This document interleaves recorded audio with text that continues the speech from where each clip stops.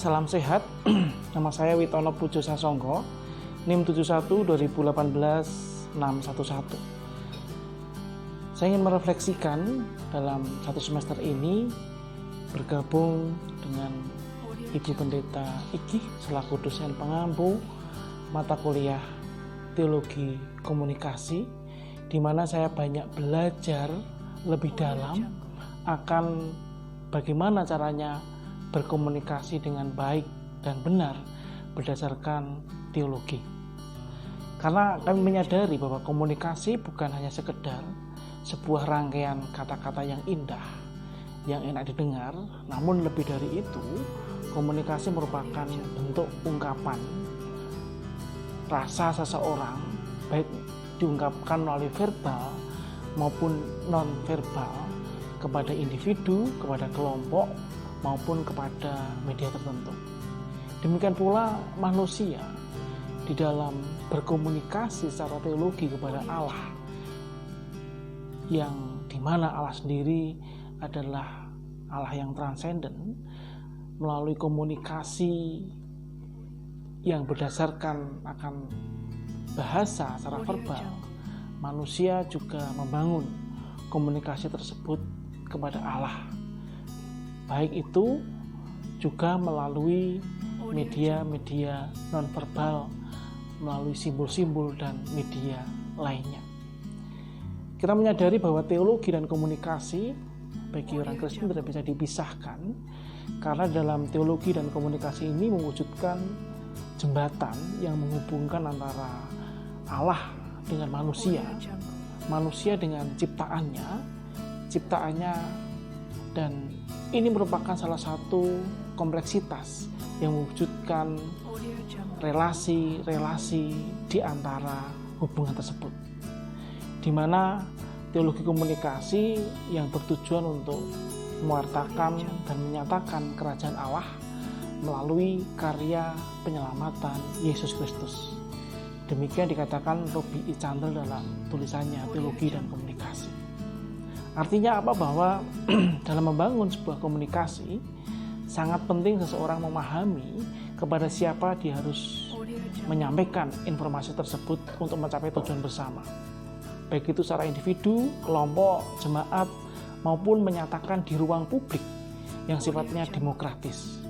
Bukan sekedar menyampaikan informasi, namun setiap apa yang diungkapkan itu mewujudkan transformasi ke arah yang lebih baik. Artinya bahwa setiap pribadi mempunyai tanggung jawab moral dan bagaimana mewujudkan teologi komunikasi tersebut bernilai dalam setiap kata, dalam setiap ungkapan, dalam setiap penyampaian.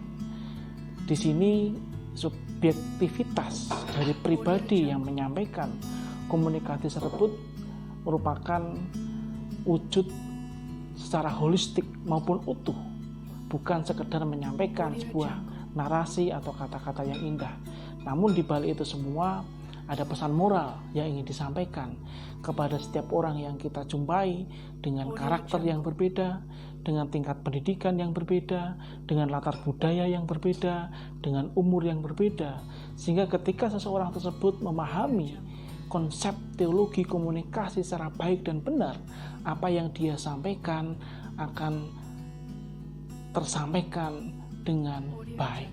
Oleh sebab itu dibutuhkan pribadi yang penuh dengan kerendahan hati, selalu terbuka, siap belajar di dalam berproses untuk didewasakan, bukan hanya skill berkomunikasi, namun sikap hidup yang mampu membawa perubahan. Amsal 12 ayat 18 mengatakan bahwa di dalam mulut yang bijak, di situ akan membawa kesembuhan bagi setiap orang yang mendengarkannya. Sebagai tugas dan tanggung jawab gereja, di mana Tridharma Gereja mengatakan bersekutu, bersaksi, dan melayani. Ini merupakan bagian yang tidak dipisahkan dari yang namanya komunikasi, di mana bersekutu kita membangun relasi iman, di mana ketika kita bersaksi, kita juga menggunakan komunikasi ini untuk menyatakan saksi. Namun bukan hanya sekedar dalam bentuk verbal, kita mampu berkomunikasi dalam bentuk non-verbal yang mungkin juga merupakan wujud nyata. Ketika komunikasi diwujudkan dalam bentuk yang nyata, dan itu hadir dalam setiap kehidupan masyarakat yang bermasalah ataupun mengalami pergumulan, komunikasi tersebut akan lebih berarti ketika mampu membawa kepada transformasi.